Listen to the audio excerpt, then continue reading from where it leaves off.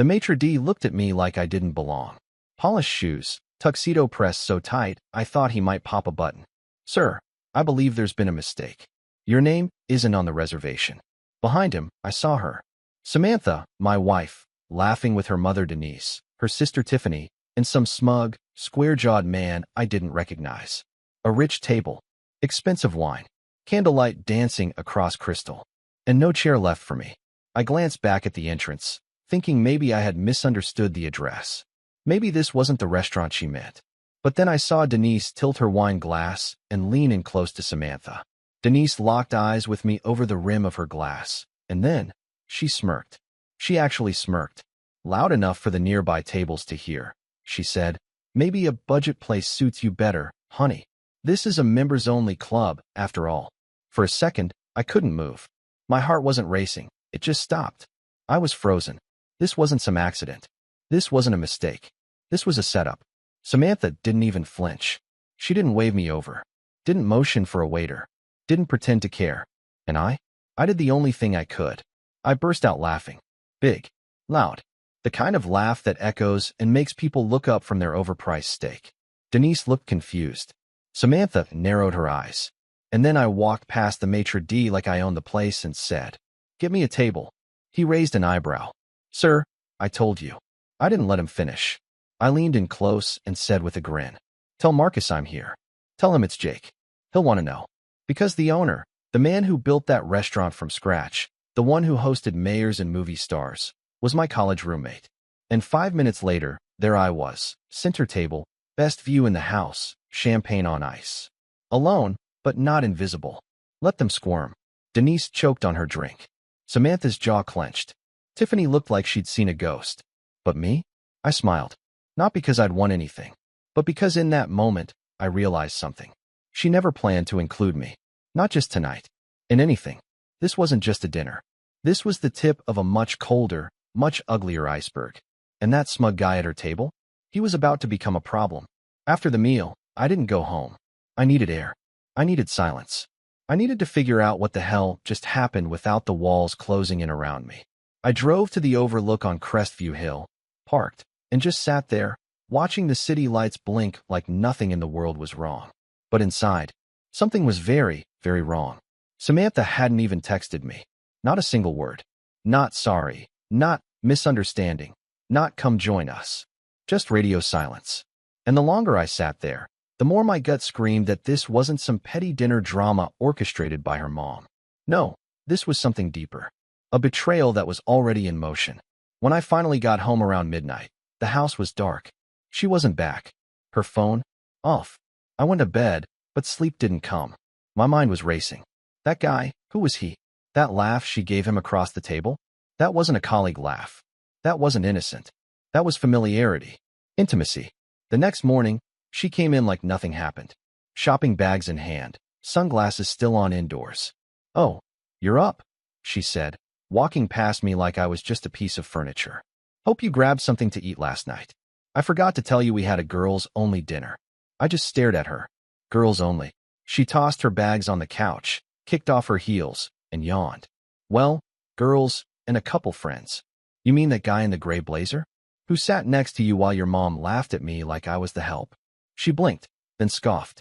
"Oh my God, are you serious right now? That was nothing. You're blowing this out of proportion. No seat for me. No message. No call. No apology."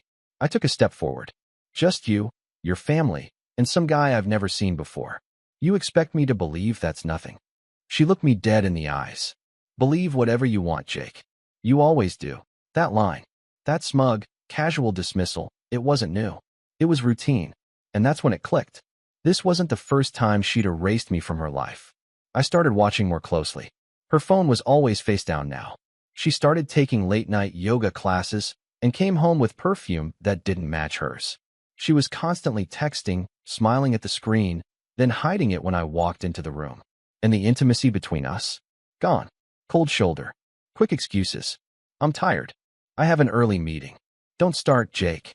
But what tore me in half was this one moment. It was Tuesday night. I heard her in the bathroom, door half open, whispering into the phone. Not flirty, not cutesy, but hungry. "You make me feel like I can breathe," she said, her voice low and trembling. With Jake, it's like I'm suffocating. You get me? No one else does. Then silence. Then a giggle. Then a whisper. Can't wait for next weekend. She didn't even see me standing in the hallway, motionless. I didn't say a word. I just walked away. What was the point? She'd already left me, emotionally, physically, mentally. The woman in our house wasn't my wife. She was a stranger in expensive makeup and weaponized indifference. The next day, I started digging. I'm not proud of it, but I checked her laptop. She forgot to log out. There it was. Messages, bookings, photos, hotel confirmations. One under her name, one under his. Bryce. That was the name. And the room was reserved for 2 nights at a luxury suite in Tahoe. For this weekend. She had even added a dinner reservation. Same place we went on our honeymoon. I didn't cry. I didn't yell. I just stared at the screen, and every image of our past, our wedding, our lazy Sundays, her laugh, turned into static. She chose him. And now I had to decide if I was going to let her keep choosing while pretending I didn't know. But something inside me started to burn. Not grief. Not pain. Clarity. And I knew exactly what I was going to do. I didn't confront her right away. That would have been too easy for her. She'd spin it, cry on cue, blame me, then gaslight her way back into the narrative like she always did. No, I needed her to feel it. Not just be caught. Be exposed. So I waited. Friday morning, she was extra chipper. Hair done, suitcase packed, designer bag on her shoulder like she was headed to a fashion shoot. Company retreat, she said casually over her protein smoothie. We're doing trust-building exercises in the mountains.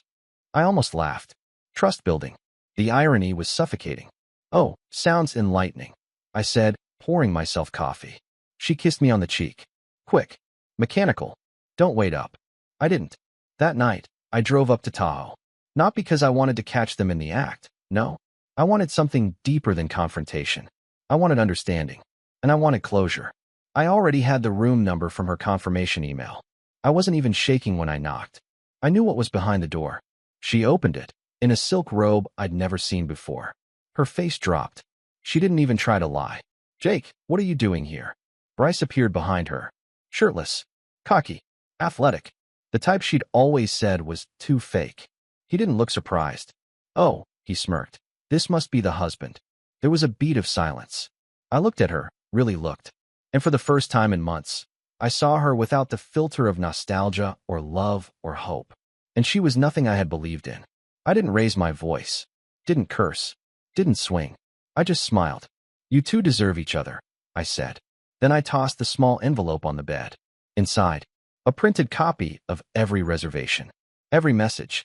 A photo of them at dinner, the same night she told me she was with her sister. And the final paper? A divorce petition. Signed. Ready. I won't make this messy, I added. Just give me what's mine and keep your lies. She didn't say a word. Neither did he. I turned and walked away. But it didn't end there. 2 weeks later, her mother called me. Furious. Screaming. How dare you humiliate Samantha? She's heartbroken. I waited for her to finish. Then said, You banned me from dinner like a joke, Denise. Remember that? You told me a budget place would suit me better. She went silent. I continued, Funny thing is, I'm the one who put a down payment on that restaurant. Marcus offered me a steak years ago, but I didn't want the spotlight. More silence. Then I said, calm and quiet, Tell your daughter, next time she betrays someone, make sure it's not someone who knows how to walk away without losing. I hung up. That was the day everything stopped hurting. Because I realized I hadn't lost a wife. I'd shed a weight. And for the first time in years, I was free. Days turned into weeks. The silence in the house didn't feel empty. It felt earned. Cleansing. Every photo of us that once hung on the wall was gone. Not out of bitterness, but because it all meant nothing now. That version of my life, the one where I believed in her, was over. She tried reaching out. First through long, dramatic texts. Then voice messages that cracked halfway through with fake tears. I didn't answer any of them. I didn't need to. The divorce papers were real, official, and moving forward. But she didn't expect that. She thought I'd beg, plead, try to fix it. Instead, I stayed silent. And that's what broke her. One day she showed up. Unannounced. No call. No warning. Just stood at the front door in the rain, mascara smeared, wearing the same beige trench coat she always used to brag made her look like a movie star. I opened the door, but didn't invite her in. I made a mistake, she said, voice trembling. It wasn't supposed to go like this. I didn't speak. She took that as permission to keep talking. Bryce, he wasn't who I thought he was. He disappeared once the divorce became public.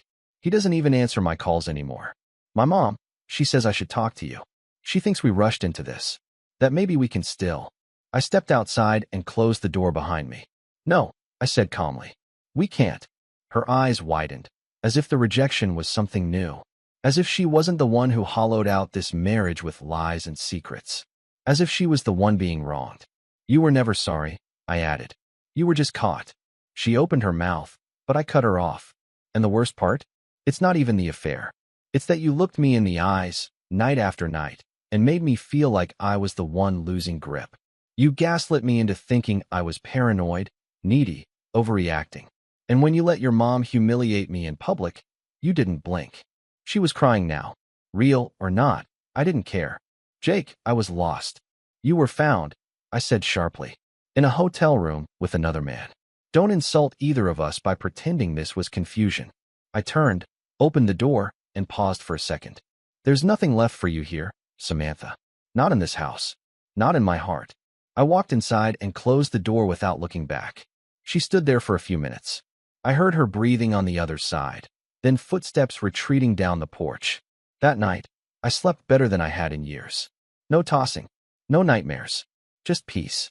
And in the morning, sunlight spilled through the window like it was touching a home that finally knew who it belonged to. ChatGPT Pauiedzio. A month later, I got a letter in the mail from her lawyer. She was contesting the division of assets. Suddenly, the woman who once told me I was just baggage now wanted half of everything I'd built. My savings, my condo, even the car she used to mock as too plain for real executives. She wanted the life I had rebuilt without her. It was never about love. It was about comfort, familiarity, a backup plan. I handed the letter to my lawyer with a single line. She's not taking a damn thing more than what's fair. He understood. But Samantha didn't stop. She started a campaign, posting sad, cryptic quotes on social media. People change, even those who promised they wouldn't. Sometimes love isn't enough. Her friends, the ones who used to laugh at my jokes over dinner, suddenly unfollowed me. Some even messaged me, saying I should be more understanding. They didn't know the truth. They didn't see the hotel receipts, the whispering phone calls, the way she laughed at me in public with her family like I was disposable. But I didn't respond. Not publicly. Not even when she started telling people I emotionally neglected her. I knew it was bait, and I wasn't biting, because I didn't need to fight her in the court of public opinion. She lost something real. I lost someone fake. Instead, I threw myself into work, into fitness, into friendships I had let fade because I was always trying to fix us.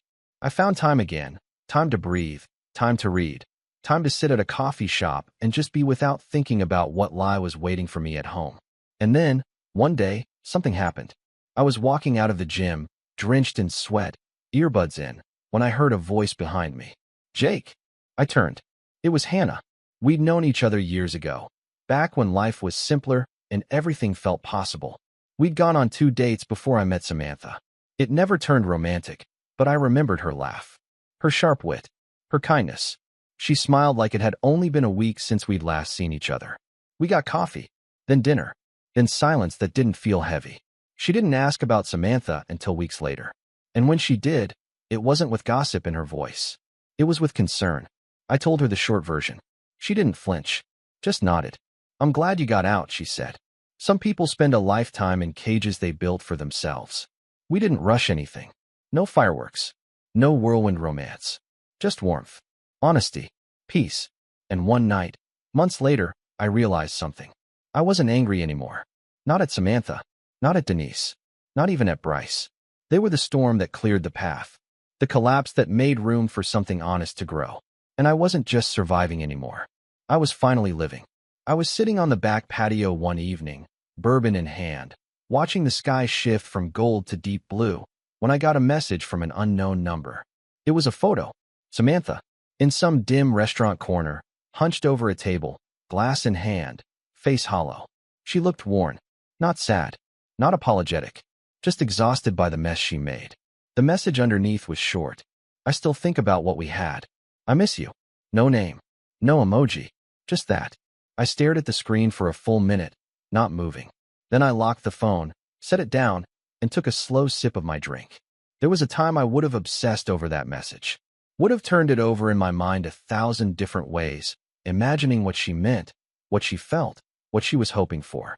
But now, it felt like a message sent into a void. And for once, I didn't feel anything back. A few days later, I ran into Tiffany, her sister, outside a bookstore downtown. She spotted me before I could dodge. "You look different," she said. "Peaceful." I offered. She smiled awkwardly. "Yeah, that's the word." We stood there for a moment. Then she glanced down, shifted on her feet. "She regrets everything, you know." "I don't." Tiffany gave a soft laugh through her nose. "Yeah, I figured." I didn't ask how Samantha was doing. I didn't care. I didn't need validation. I didn't need the apology that never came.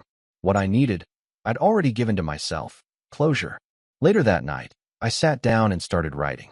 Not to her. Not to anyone else. To myself. I wrote down everything I'd learned. Not the pain. Not the details of the betrayal. But the growth. I wrote that love isn't supposed to feel like walking on eggshells. That loyalty isn't a favor, it's the baseline. That the people who mock your presence in public are the ones who never deserved your presence in private. I wrote that sometimes, losing the person you thought you couldn't live without is the only way to find the one person you should have been living for all along, yourself. And when I was done, I folded the paper and tucked it into the back of a book I used to keep on my nightstand during the worst nights, just in case I ever forgot how far I'd come. The next morning, I woke up beside Hannah. She was still asleep, sunlight touching the edge of her shoulder. No pretense, no tension, no cold silence, just breath, peaceful. And I realized something I hadn't said out loud yet. I was happy, not in the way people post about, not in the way you fake to make others jealous. Real, quiet, earned happiness, the kind that doesn't need an audience. A year passed, clean, quiet, uneventful in all the right ways. No slammed doors, no cryptic messages, no waking up with that gnawing anxiety in my gut, wondering what kind of version of Samantha I'd get that day, cold, cruel, or condescending. I had sold the house, moved into a smaller place across town, one with tall windows and a kitchen I actually used. No echoes of arguments in the walls. No wine glasses that used to get hurled during late-night fights. Just air, light, sanity. Hannah and I took things slow. She wasn't a placeholder. She wasn't a rebound. She was real. I think that's what scared me most at first. Because when someone finally treats you right after years of walking on eggshells, you question it. You wait for the knife. But it never came. She laughed at my dumb jokes. She asked about my day and actually listened. She never once made me feel like I had to earn her attention. It was just there, given freely. One afternoon, we were walking through a flea market. She stopped to admire a small ceramic figurine, nothing fancy, just a lighthouse. She turned it over in her hand and smiled. "I like things that stand through storms," she said, almost to herself. It hit me harder than it should have, because I used to think I was the storm. Turns out, I was the lighthouse all along. And Samantha, she was the one who couldn't stop sailing into wreckage. Eventually, I heard she tried to patch things up with Bryce. Didn't work. Then she jumped into another relationship. That didn't work either. Started a blog about healing and owning your story. Classic. People like her always find new masks. But deep down, it's the same dance. The same emptiness trying to rewrite itself into something meaningful. One night, Hannah asked me if I'd ever speak to Samantha again. Not even if she was on fire, I said without hesitation. Hannah didn't flinch. She just nodded and moved on. That's what I loved most. No drama. No digging. Just trust. Sometimes I still thought about that dinner. About Denise's smug voice. Maybe a budget place suits you better. I thought about how far I'd come from that moment. From standing at the edge of that table, humiliated, dismissed. Now I had something no one at that table would ever understand. Peace. Dignity. Freedom. I didn't just survive the betrayal. I outgrew it. And looking back, maybe that was the real gift. It was late autumn when I received an invitation in the mail. Cream-colored envelope. Gold embossed letters. It looked expensive, like it was trying too hard to be taken seriously. At first, I thought it was junk mail. Then I opened it. Denise Wellington invites you to celebrate her 60th birthday at the Briarstone Club. Formal attire required. No note. No apology. Just that. I sat at the table holding the card between my fingers, stunned by the audacity. The same Denise who once told me I wasn't refined enough for her daughter. The same woman who banned me from dinner and smirked when I stood alone in front of that table. The same woman who applauded her daughter while she demolished our marriage in public. And now she wanted me to show up in a tux and clap for her? Hannah walked in, saw the card, and raised an eyebrow. You gonna go? I let out a breath I didn't know I'd been holding. What do you think? She shrugged. Might be fun to watch them all pretend they're still the elite royalty of this town. You could show them what grace really looks like. I smiled. 2 weeks later, I stood at the edge of the Briarstone ballroom in a tailored suit. Not for them. For me. I didn't owe anyone a performance, but I'd be damned if I didn't walk in like a man who'd rebuilt his life from the ashes they left behind. The room was glittering, loud with fake laughter and air kisses. Denise was holding cord in the center, wrapped in something that screamed wealth and insecurity all at once. When she saw me, her face froze. For just a second. Then she recovered with the kind of grace only decades of snobbery could polish. Jake, she said, as if I were an old student she didn't particularly remember. You came. I had to see it for myself, I replied. 60 looks good on regret. She blinked, then gave that tight, stretched smile. I heard you're doing well. What's her name? Hannah, I said, meeting her gaze. A woman, not a project. She flinched. Samantha was there too. Of course she was. She looked thinner, not in a glamorous way, more like something had been drained from her. Her eyes found me from across the room, and when I didn't walk over, didn't acknowledge her with more than a glance, something cracked behind them. She approached later, cautious like she was walking toward a sleeping dog she'd kicked too many times. Jake, I didn't think you'd actually come. I almost didn't. She waited. When I didn't ask how she was, she filled the silence. I've been doing some thinking. About us. About how things ended. They ended exactly the way they were supposed to. Her mouth opened slightly. Part of me hoped we could talk someday. We are, I said calmly. This is me talking.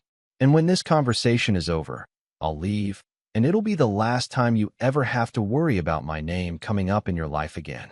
She swallowed. I made mistakes. You made decisions, I corrected. Repeatedly. With precision. I didn't need a scene. I didn't want revenge. I just wanted her to hear what no one had ever dared to say to her face. You didn't lose me because you cheated. You lost me because you treated love like a tool and people like props. And then I walked away. Not rushed. Not triumphant. Just done. And as I stepped outside into the cool night, I felt it again, the air, the quiet, the weightlessness of having nothing left to prove to anyone. Hannah was waiting in the car. She looked at me and smiled. Closure? No, I said, getting in. Confirmation.